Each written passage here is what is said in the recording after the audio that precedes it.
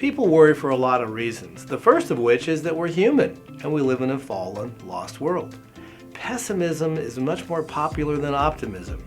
Negative news sells a lot more than positive news.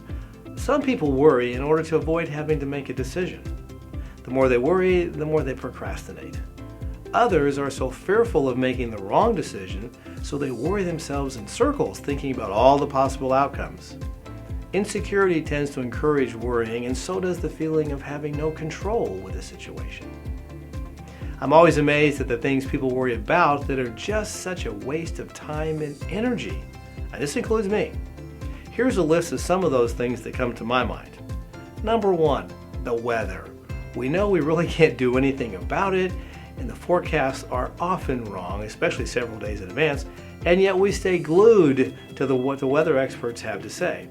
I'm not saying we should ignore weather. It's good to have a healthy respect for storms especially. I grew up in Kansas and would be the first to say it's important to plan and prepare for severe weather. But worrying about it all the time is just a waste of time. Number 2, your hair. Yep, men and women alike worry about this, crazy as it sounds. It's either too thin, or it's balding, or it's too gray, it's too curly. You get the idea. Not worth the time. Number 3, your expected baby. When you're a young married couple trying to have children, you worry if it's going to be a boy or a girl, and if the child is going to be smart, talented, pretty, etc. Number 4, airplanes and elevators. That's an interesting one. Some people experience such deep anxiety about these things that it keeps them from using them. Maybe you had a horrible flight experience once and swore you'd never get on another plane. Or maybe you just have a fear of heights. Again, these are things you cannot control, and there's really no sense worrying about them.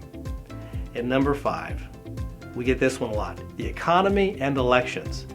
Americans worry about both of these things on a regular and ongoing basis. Now, you can be involved and you can have an impact in these areas, but worrying about them won't really change anything.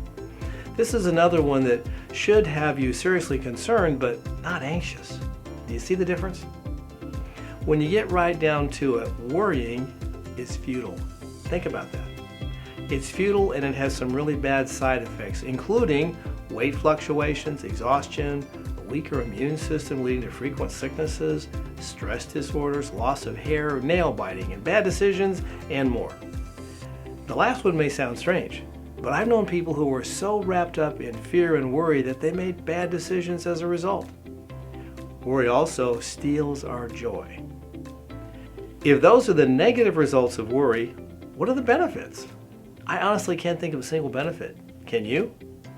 There are definitely benefits to being concerned, but not to getting wrapped up in worry. Nothing good comes from that.